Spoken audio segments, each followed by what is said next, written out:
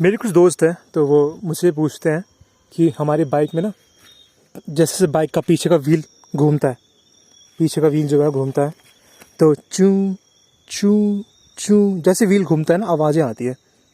तो कभी कभी मेरे दोस्तों को ऐसा लगता है कि उनका व्हील का जो बेयरिंग है वो डैमेज हो चुका है। तो सिंपल सी एक एडवाइस है जो मैं दूंगा अपने दोस्तों को, ये है कि ये ब्रेक पैड होते हैं यहाँ पे, तो आप तो कीजिए कि ब्रेक पैड ना थोड़ा सा क्लीन कीजिए, एक शैम्पू लीजिए, ब्रश लेके ना ये ब्रेक पैड ऐसे क्लीन कीजिए। गारंटी दे रहा हूँ यहाँ पे यहाँ कहीं ना मिट्टी फंसी होगी, ज़्यादातर यहाँ ना मिट्टी फंस जाती है। जब बाइक चलती है थोड़े बहुत मिट्टी पत्थर कुछ जाते हैं तो अंदर जाकर फंस जाते हैं, और जैसे जैसे व्हील घूमता है ना तो शोर होता है। तो अब क्या करना है, शैम्पू लीजिए, यहाँ पे थोड़ा सफाई कर दीजिए, फिर उसके बाद ना कोई वो लेना लुब्रिकेंट हल्का से यहाँ पे लगा देना, यहाँ पे थोड़ा सा, तो आपकी जो आवाज़ है वो बंद हो जाएगी बाइक की।